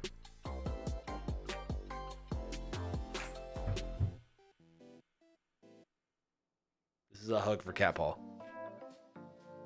Hi, Cat Paw. We've missed you here. We've missed you. I'm ranting about the iPad that I bought. It's very good. It's shockingly fun. But Vampire Survivors is also on a tablet. But I already owned it on Steam, so I'm not gonna get on this. But what's it called? Drawful, the humongous games, so like Freddy Fish and like Putt-Putt and Pajama Sam, they're all on this and they are so good on this thing. So good. Huge fan.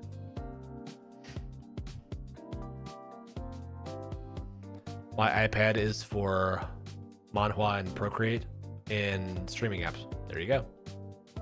Makes sense. You got messed up in a bunker? Oh, it happens. Point and click makes much more sense on a touchscreen. You know what's on this that I'm considering buying though, that I didn't even think about until I like checked it. And I was like, wait a minute, this might be a great place for this. Divinity Original Sin 2. A CRPG. Y'all know what CRPGs are? Listen, CRPGs are such a weirdo thing and I love them. And being able to just like sit somewhere and like with a pencil go around and like move all of my different individual units without having to use a mouse. So good. So good. I'm considering it. Divinity? I have Divinity Original Sin 1. Hold on. Prime 1 is a 4 out of 5 easy. Easy, absolute. What's the C? Computer. So, Emmy, CRPGs stand for computer RPGs. Typically, they were denoted by like games that primarily could only be played on a computer way back in the day.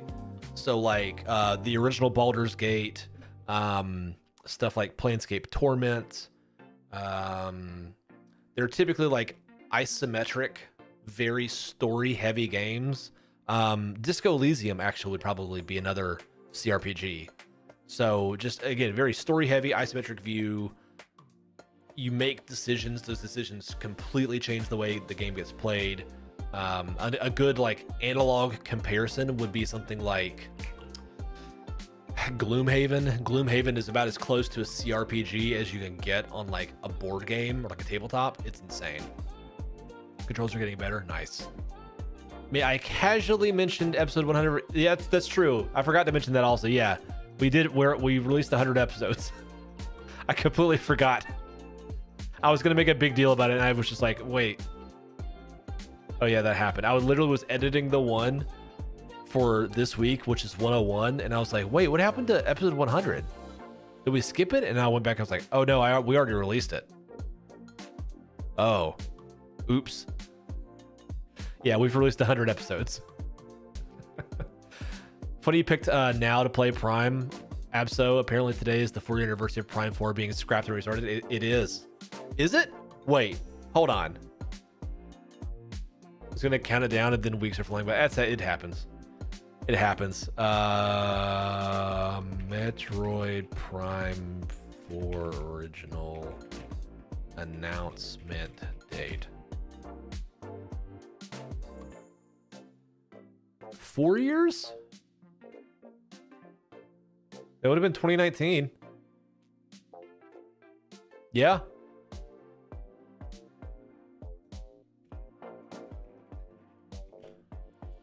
Yeah, it was. That's crazy. You're right, Drawful. It was January of 2019. They had announced that, oh yeah, by the way, we're having to restart that. That's funny. Wow. Wow, that's 1,000 days ago. Good Lord. What were we talking about? Oh, Humongous Games. Yeah. They're awesome on this. Point and click adventures. Like, this genuinely... I brought my Switch to up to North Kakalaki when I was there last week, and then I bought this. I played more games on this than I got through half of Ghost Trick on this. Ghost Trick is awesome, by the way. It's a Capcom game that came out on DS. Highly recommend it. It was $10.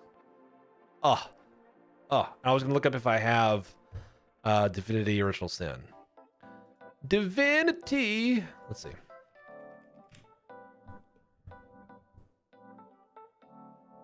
No, I want to see all of them. Divin.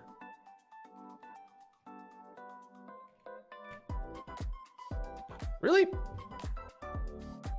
Oh, hold on. It's on the Xbox. I think I have the Xbox One version. What do I have? Inquisition. Pillars of Eternity. I need to get Divinity Original Sin. I want to play that game before I play 2. But 2 is on this. And this is the iPad with the M2, so this thing like rips. Anyway, I'm very much liking having this. I want to let y'all know that. Oh, and the last game that's coming out in February that I like completely forgot about, but it's happening. This is real. Is Kirby's Return to Dreamland Deluxe? I think something like that. On my way back, I got a Chozo artifact in Magmore Caverns. That's the one thing absolutely that I will say. Once you beat that game, we can talk about it. There are some things about the Prime trilogy that I'm not a huge fan of, and the Chozo artifacts are one of them. You'll see why. They're fine. You should still play the game. That sounded really, really ominous. No. Keep playing the game. It's worth it for sure. But be aware, like, there's some parts where it's like, it's a little weird. What am I looking at? Oh. I'm gonna check out how Emmy's doing on the old. What is Zodiac Cats? Emmy, what is that? I want to see how long these games take to beat. Hold on. I want to see how long these games take to beat. Emmy has 100% beaten, 100%ed 1, 2, 3, 4, 5, 6, 7 games so far this year. And I'm flabbergasted by this. Flabbergasted. Cozy games. Still. Think you need a JRPG in your life? Well, I mean, to be fair, P5R did take over a lot of Emmy's life last year. Is that the fact that all 3 games have needless fetch quests that pad out the runtimes, a staple of the mid to late 2000s? You achieve it cleaned up the 4 of those. Fair enough. You can qualify it all you want. You still 100% of these games. And one of them's called Cats in Time, which is amazing. Okay, no, a completionist run of Cats in Time is 4 hours. That's not nothing. Chicory. Chicory is 20. Chicory is 20. Hold on. 20 hours for 100%?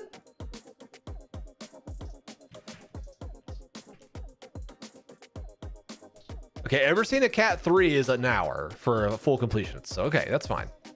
That makes sense. I have 22 hours in Chicory. Wow, let's go. Yeah, it's on my list now because of Emmy as well. It is. Mad Father. Mad Father is 4.5 hours. I'm adding up the time. I'm adding up the time right now. I'm gonna put Emmy. I'm sorry, I'm putting you on blast right now. I'm adding this time up for 100%. Wait, hold on. Wait, you started playing Chicory last year, right? You started playing Chicory last year, correct? Or was that this year? Doesn't matter. 7 hours?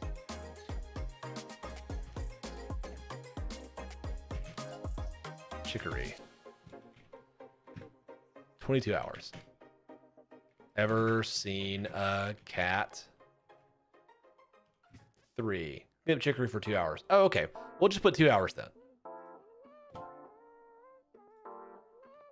Then we'll do 1 hour. Okay. Ever Seen a Cat 3. Cats in Time. 7 hours? 4 hours. Awesome name. Good Lord. Cats in Time. 4 hours. I'm calling it. Maybe 5. Alba. A Wildlife Adventure. You have 1 hour in Cats in Time? Cats in Time says that it's a 4 hour completionist. Alba. Alba was 6. Someone can do the spreadsheet because I don't have a PC unless I get. You can do it on your phone. You can do it on your phone. I haven't shared it with everyone yet, Absolute. So I'll share it with everyone in the Discord after stream is done. Mad Father Chicory, Ever Seen a Cat? How much? Hold on, Amy. How much time is Cats in Time? How much do you have in that? Cube Escape. Cube Escape is so good. Cube Escape is so good. Y'all need to play Cube Escape. They're free.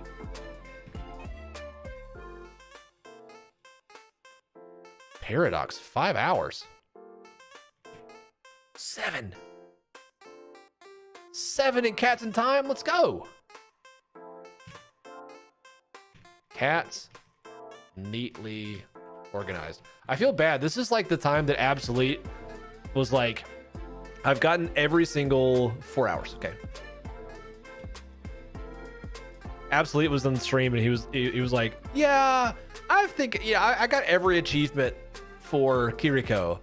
And I was like, so how much time have you put into Overwatch 2 so far? He's like, I don't know, maybe 30 hours or something like that. And it was like closer to like 240 or something like that. I felt kind of bad about that.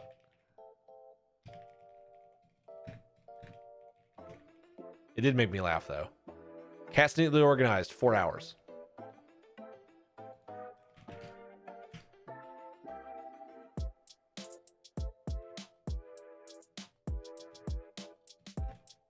Cassidy was hacking into the save file because I was locked up. The devs told you what to do. Let's go. How long did it take you though? How long did it take you to do that? Was it like was it 4 hours or was it like an hour and a half for Cats neatly organized?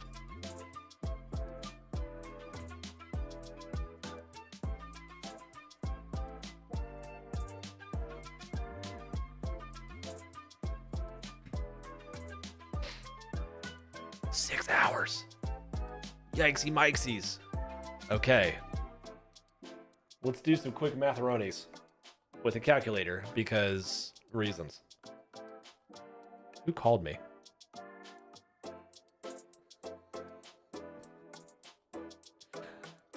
My friend Yasir called me. Yasir, y'all know.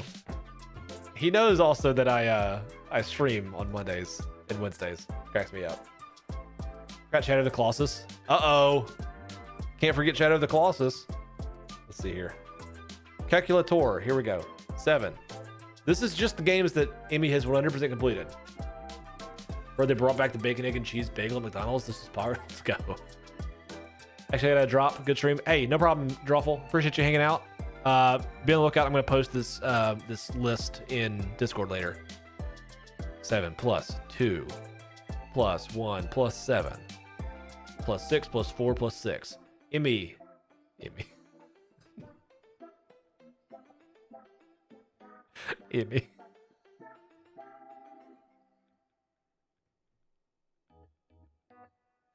Emmy, you've put 33 hours into 100% in games this month so far.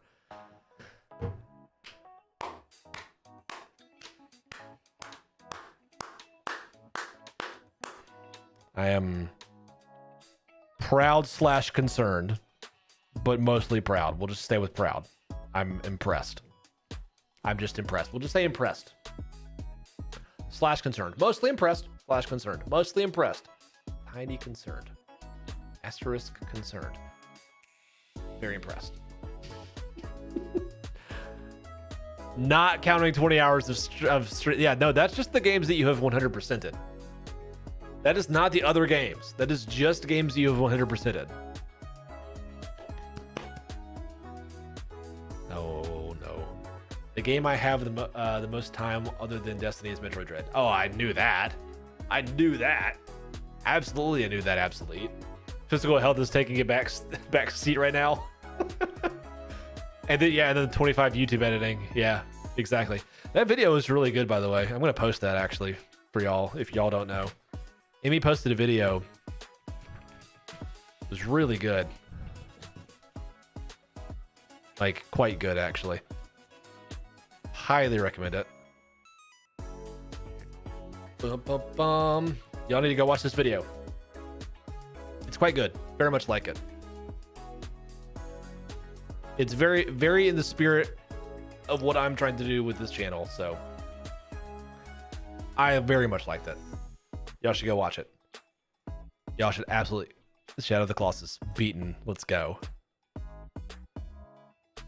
Very nice. I'm impressed with this list, Emmy. It's a good list.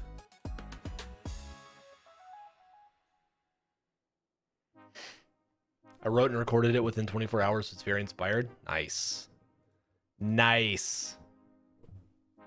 I like that too. That's awesome. So it needs to be. Just, you know, it just happens. Credit you with the inspo? No. That was all you. That was all you. I'll take a little bit of credit for the tracking stuff, but the inspiration for the content, the edits, all that's all Emmy. This is an Emmy video, 100%. It's really cool. Really cool. Cap Hall is a BRB. That's all right. Holden. What are you talking about? Hold on. Bacon, egg, and cheese bagel McDonald's. The bacon, egg, and cheese breakfast sandwich? Oh, the bagel. Oh, no, you can't know my location. No.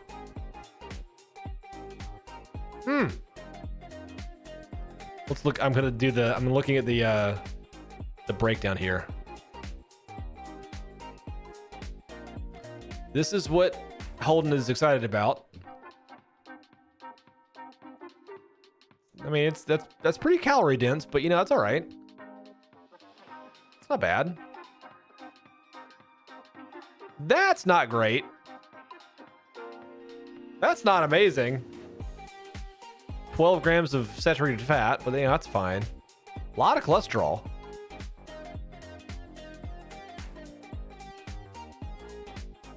Do you also purposely not click on the top/paid ad for Lincoln's? Absolutely. Unless it's exactly what I was looking for, like there's no way.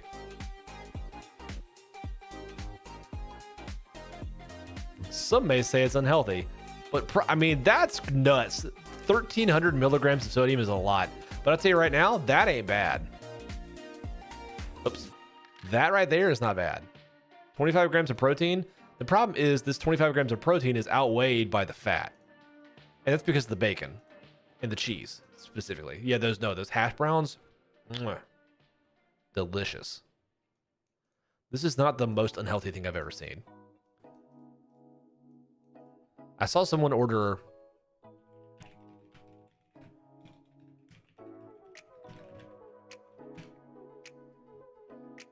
this. The Heath Bar Shake. This was rated as the worst. Look at this. Talking about hash browns. No, the hash browns are very good. The Heath Bar Shake is a milkshake drink sold at Baskin Robbins, which, first of all, gross. Based on the Heath Candy Bar, those are good. It is notable for its high calorie count and was dubbed the unhealthiest drink in America by Men's Health. Who is someone? Oh, it literally was just some random person. I was picking up like a birthday cake or something like that, like one of those ice cream cakes, and they walked in and ordered this. It's 2,310 calories. They don't clean. No, you're right. They don't. They don't. Look at this. 108 grams of fat, 64 of which is saturated.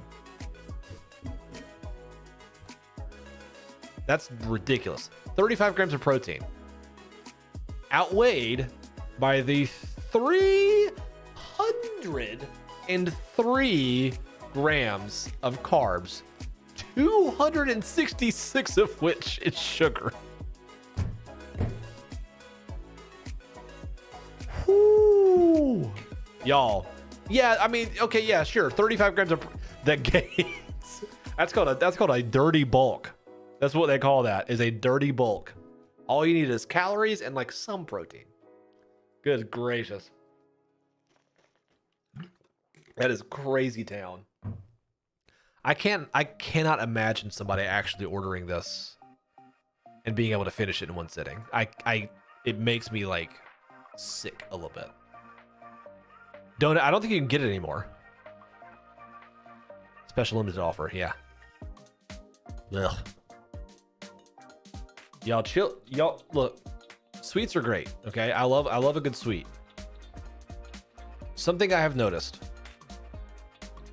This is a credit to my wife for this. No. Sometimes, look.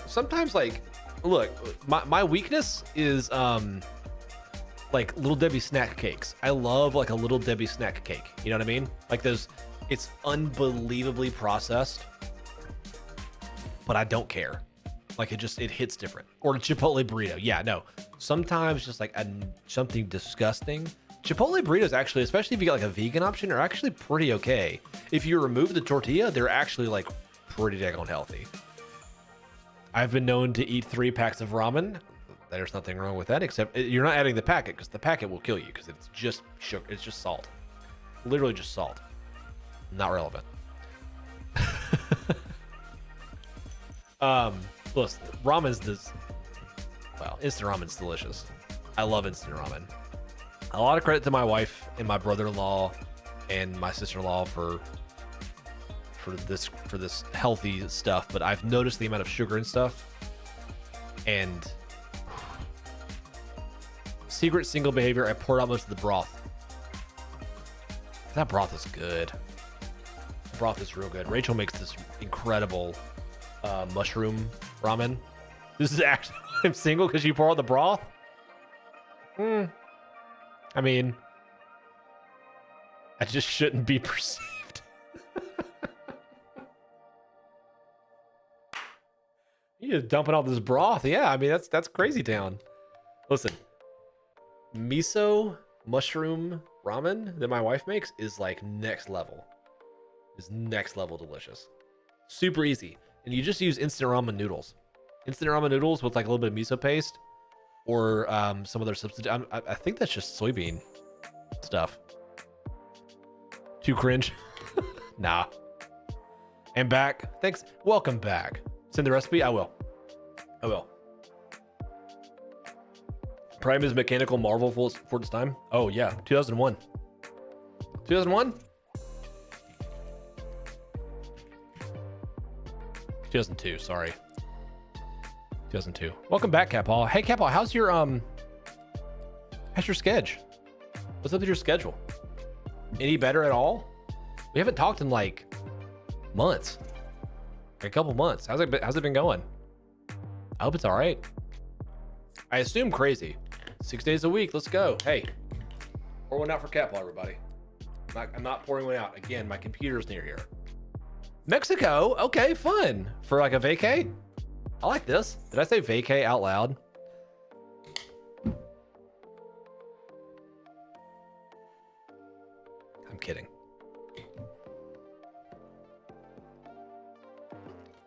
To be honest, I thought Cat was dead for a... No, Cap, no. Oh, work trip. Well, that's not as much fun. It's still fine. It's better than working, but... I'm a zombie owl. Very good. Very good.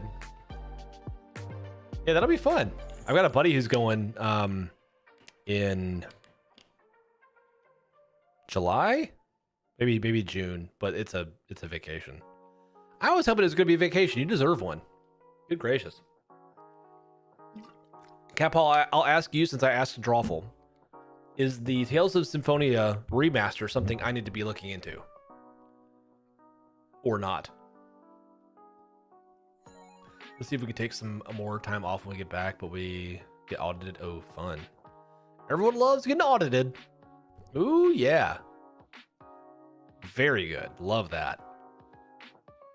Man. Worst nightmare. Getting audited. I know it's a different kind of audit, but still. I gotta know about this Tales of Symphonia remaster. If you played it on GameCube and liked it, I would suggest waiting for it to be cheaper. Because it's releasing on Switch. When did I say? I wrote it down and I forgot already. Next month, I think. Or February. Yeah, next month. It's coming out on Switch. Drawful was like, eh. Drawful said, eh. If you're a crazy person like me, I'm gonna pre-order it next month. Okay. So I won't pre-order it then. I'll deal. Man. Okay. Well, everyone. I'm gonna hop off here in a couple minutes. Not right now, but in a couple minutes. But as I've said before, again, remember all the stuff I was saying before. I'll do a quick recap. Main goal of this channel and me and my time going forward is going to be making some YouTube videos focused on helping people actually beat their backlog, because I feel like I actually can speak to that in a way that people can actually relate to. Boom. I have a template available for you to track the games that you are playing or have played so far this year. Don't look at it as a, hey, I can track my entire collection. Just do this. Just put in the games you've played this year. It's the same, just a remaster. And I do mean a remaster. What is a remaster? I'm very confused by that. Easy content, exactly. So that's the goal. Look out for stuff like that coming forward, coming soon. It'll be great. Because you can share your VODs clips of playing it. Exactly. Amy's on the same page as me. So that's happening. That will mean that sometimes I won't be able to stream on Mondays. But Wednesdays, every single time. Gonna happen. It's already come out on PS3. Oh. Right. Interesting. Okay. Also, I'll be sharing that link for that. Third time it's the third remaster. I see now. Now I'm tracking. Was there anything else that's happening? Obviously, episode of 101 is coming out of Casual Friday, which is getting some good traction now, by the way. I appreciate y'all. If any of you guys kind of like RE4. Oh, yeah. Oh, yes, co-op streams. Yes, co-op streams. Yeah, lots of Emmy's gonna be doing some fun stuff. I'm gonna be helping her out. We're gonna be playing some stuff on her channel. It's gonna be great fun. Co-op games, so good. Injustice 1, yes, we're gonna be playing Injustice 1. If ever your, Xbox 360 can turn on. Yep, 100 is out now. Boom. It's gonna be great stuff. Exactly. Injustice 1 on mine, Overwatch 2 on Emmy's. Exactly. Perfect. Thank you. I completely wrote all these lists and forgot all that stuff. Thank you. And then some other there's more fun stuff. Lots of fun stuff. Basically, like, I'm not going anywhere. Don't worry about it. I'm not done. I'm just kind of doing a semi refocus on video content, that sort of thing. Oh, I also am going to be doing voting on games like I did last year. So instead of doing it in Discord, however, I'm going to be doing it on YouTube using the whole community tab thing. So keep an eye out on there. It'll be just in your feed, your normal feed. Like, hey, which game should I play next on stream? It'll be a list like it normally is. They're going to be shorter games typically. There will probably be some time where I'll probably do what I wanted to do in the first place, which was Fable 2 on stream. We'll see. Anyway, another year of gaming. Exactly. We stay gaming. Okay, I'm out of here. I appreciate you guys. Cat Paul, thanks for showing up. I love it when you're here. I hope that you get less busy at some point in the future, because I always feel bad for you. Emmy, thanks for being here. Absolute, per usual. Incredibles for PS2. Obviously. Amazing. Holden, thanks for being here. Everyone who's been here, I appreciate you hanging out. And I will see y'all later. Bye.